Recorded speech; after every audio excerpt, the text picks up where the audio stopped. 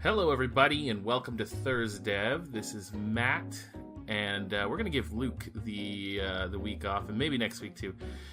He's a hard-working lad, so I think he deserves a couple weeks off. So, what I'm going to do is I'm going to show you what I do in my part of the development process, and it's just, it's art. That's all it is. But it's an important part. I mean, it's not. It's its own kind of magic, that's for sure. So what I'm going to be doing today is I'm going to be creating a character. As you can see, he's already started.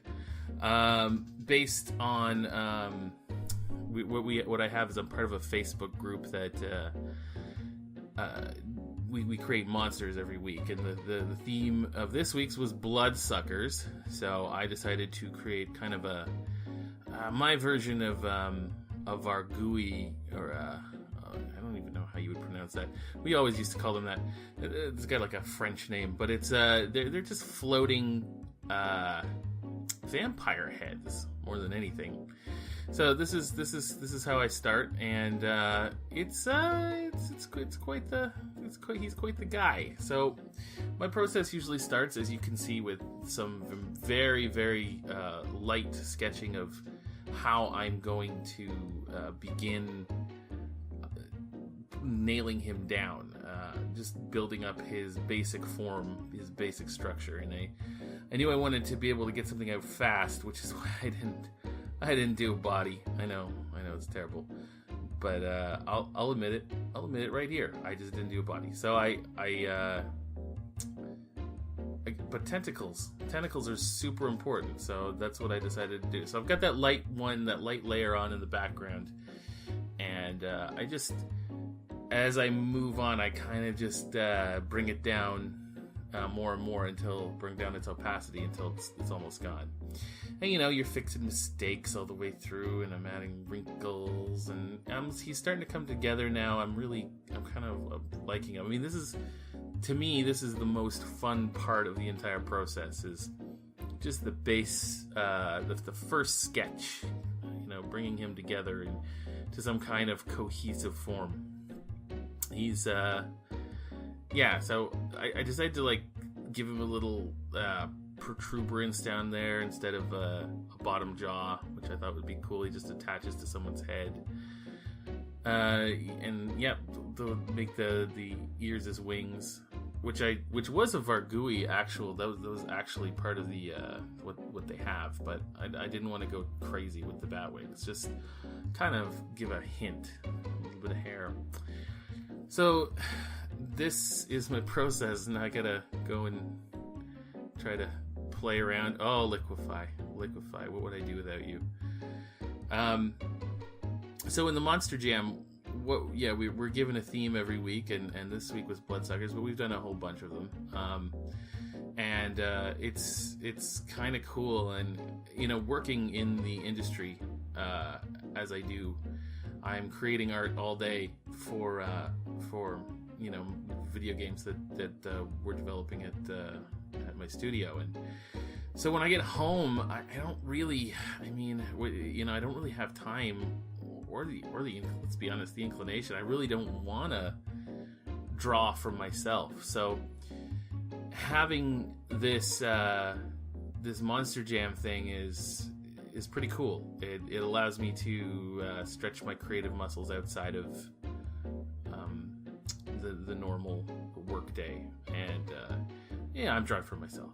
So what I'm doing here is I'm kind of just, the lines are a little harsh, so I'm softening them up, I'm smudging them out a little bit, and at this point I'm gonna tell you, everybody's got a different way of working. People people will see this and they'll go, there's some digital artists that will see this and go, what are you doing using the smudge tool? That's insane. And okay. Yeah, here's the thing. I grew up using well, my digital art started with a mouse, and I used a mouse and Photoshop for years. There was no tablets in my life, and there certainly were no Cintiqs, which is what I'm using here.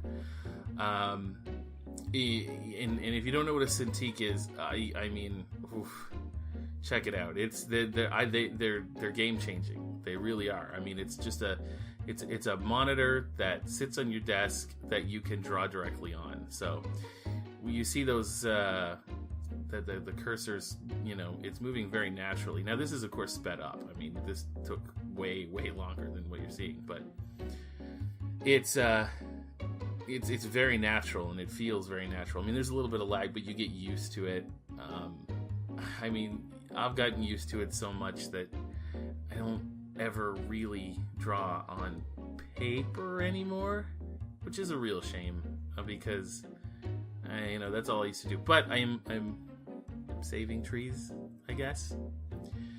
So yeah, this is the part where I clean stuff up. So what I was trying to get at is everybody does stuff differently. Every digital artist does stuff differently, and there's no right way to do it and wrong way to do it. I mean, you'll take classes. You'll literally there are classes in digital art that you can take that will tell you the right and wrong ways to do stuff. But as long as your end result looks good, and I mean, I'm always learning. I'm always learning stuff. I'm always picking stuff up. I'm watching YouTube. Well, basically stuff like this, just people drawing sped up, and I'm watching it on YouTube, and I'm picking up all kinds of interesting things. Like I'm an old school guy. I started with pencil and paper, so the digital art thing, like I said, I started with a mouse, and actually where I really started was just doing pixel art, which is now it's the fun and exciting and kind of popular thing to do, to go all retro. But it wasn't retro then. I didn't have a choice. I could only do pixel art on my Tandy 1000 in the Paint program, just ... And I used to actually create scenes from my own adventure games that were based off the old Sierra games, which you can see every Saturday on Sierra Saturday. So that was fun, and that's where it started, and I went from there. And I was using the mouse for digital art because I was old and stuck in my ways. Just up until, God, it might have even been 2009, honestly, or 10. Ugh. No, I think it was 9. I don't want to say. Yeah, maybe it was 10. I don't know. But it was way too recent for my tastes. So, and then the company I work for actually sprung for a Cintiq, and I haven't looked back. So yeah, I used to use tablets, but it was not. It didn't feel right to me, especially when you're a paper guy like me. Oh, see. Still, even now, fixing and correcting stuff, and I will continue doing that. Wait till the coloring process; it's painful. No, I'm just kidding. It's not that painful. It's just this is what you do, and thank God for Photoshop, because you can't do this when you're working on a piece of paper. I mean, yeah, you can erase, but you can't, like, using the liquify tool there to move the tentacles around, and it's so useful, and having a history of all the stuff you've done, I don't know if I can go back. So as you can see here, I've cleaned up most of the lines. I'm now kind of just working and adding the details. I realized there was tentacles that went nowhere, and I think they're all accounted for now. Yeah, they are. So I don't know if the numbers match, but now we begin this is another fun part for me. Now, a lot of people just start coloring and painting, but I like to lay down some value first, and I really want to know how the lighting is going to work, and as somebody who used to work like exclusively in black and white for on paper, light and shadow was super important. So when I was in high school, I was introduced to the wonders of pastels. And for the first time, I got to, especially at like the chalk pastels, I got to, for the first time, draw light onto dark paper, and that was awesome. Like that was so cool. So this gives me the exact same feeling, because painting light is a lot more fun than painting shadow, as far as I'm concerned. Maybe it's because I spent more time in my life painting shadow. It's just, it doesn't have the same novelty for me as this. But this is a lot of fun, and I really enjoy doing it. So when I'm asked to create a character, I approach all my characters like this. I'm given a basic description of what to do, and then I start. Now this one had very little iterations before I came up with something that I really liked, and sometimes it takes forever. I mean, this one was for me, so I was ultimately the art director on this, so I got to choose what I wanted to do.